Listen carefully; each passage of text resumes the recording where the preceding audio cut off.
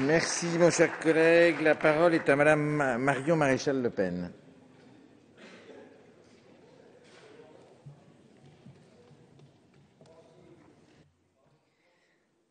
Monsieur le Président, Madame la Ministre, chers collègues. L'artisanat, les TPE et les commerçants indépendants sont une partie essentielle de notre économie qui représente plus d'1 million d'entreprises et 3 millions de salariés. On le répète trop peu, l'artisanat c'est un tiers des entreprises françaises, un chiffre d'affaires proche de 200 milliards et plus de 250 métiers dans le bâtiment, l'alimentation, la production ou les services. Malheureusement, les politiques et les médias se focalisent trop souvent sur les grandes entreprises, leurs méga-fusions ou leurs plans sociaux, oubliant ces acteurs incontournables de la vie économique.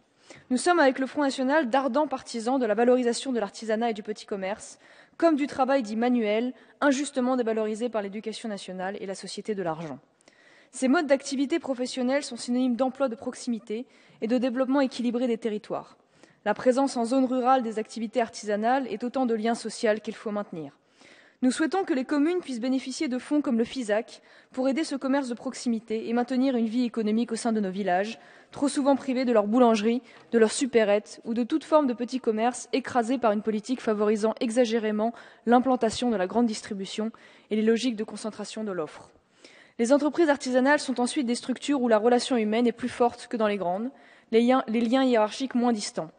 En cela, les petits patrons ne licencient la plupart du temps qu'en dernier recours et pour des motifs sérieux. Ils sont un gage de protection pour les salariés en ces périodes où le profit prend le pas sur toute autre considération.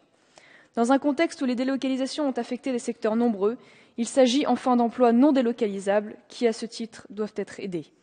L'artisanat est également un vecteur important de transmission du savoir-faire au travers de l'apprentissage, notamment dans des domaines très variés. Or, ces modes d'activité ont été affectés par la crise économique ces dernières années. La baisse des carnets de commandes a été marquée, réduisant souvent à quelques mois la visibilité de l'activité et donc les possibilités d'embauche. L'augmentation de la TVA dans le bâtiment, qui est passée à 10%, est également pénalisante. Autre problème majeur, la sensibilité accrue aux soucis de trésorerie et à l'accroissement des délais de paiement. Trop souvent, les délais de la loi LME, 30 à 45 jours fin de mois, ne sont pas respectés, y compris par les administrations.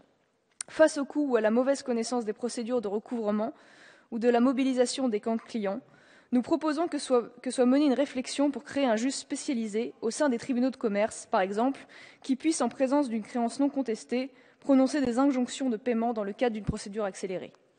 Les artisans ont également subi la concurrence mal vécue avec les auto-entrepreneurs. Votre texte améliore certains points. La loi LME, qui a créé ce régime, a eu le mérite de mettre le pied à l'étrier à une partie de la population qui s'était éloignée de la vie active.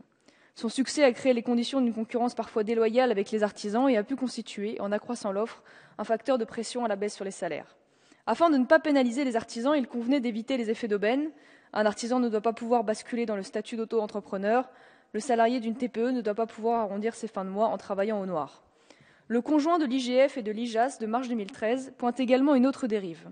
Le fait de créer une structure auto-entrepreneur pour cacher un salariat, lorsque l'on crée une structure pour facturer des prestations à la société dont on est de fait l'employé. On ne peut se passer de la qualification, de l'expérience et du sérieux des artisans. C'est en particulier le cas dans les secteurs où il y a un enjeu de sécurité fort, électricité ou bâtiment.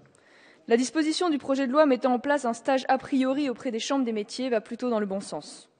Développer la labellisation serait une différenciation plus forte qui permettrait de distinguer les artisans chevronnés. Elle existe, mais elle est mal connue. Votre solution fusionnant les régimes au sein de la micro-entreprise aboutit en fait à diriger tous les entrepreneurs vers un statut plus fiscalisé, alors même que la nécessité, sans cesse rappelée par les syndicats d'artisans, est de faire baisser les contraintes au niveau des charges financières et des normes pour l'ensemble. Il faut valoriser les formations au métier de l'artisanat et non les réduire à un choix de dépit face à un cursus dit intellectuel qui ne mène parfois qu'au chômage. Il faut lutter contre la concurrence déloyale intra-européenne, particulièrement criante avec certains pays de l'Est. Au-delà de la révision de la directive détachement envisagée après 10 ans de dégâts, c'est sa suppression pure et simple qui doit être décidée. Il faut que l'État s'implique davantage dans la reprise d'entreprises, par exemple autour d'un service public dédié.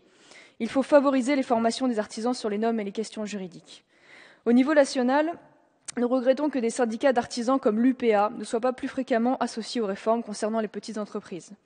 Le Front National plaide enfin depuis longtemps pour un Small Business Act à la française qui réserverait une partie des marchés publics à des TPE-PME locales dont elles sont le plus souvent exclues, compte tenu de la complexité des appels d'offres et de la segmentation des marchés. Dommage que l'Union européenne interdise à l'État français de favoriser ces petites entreprises.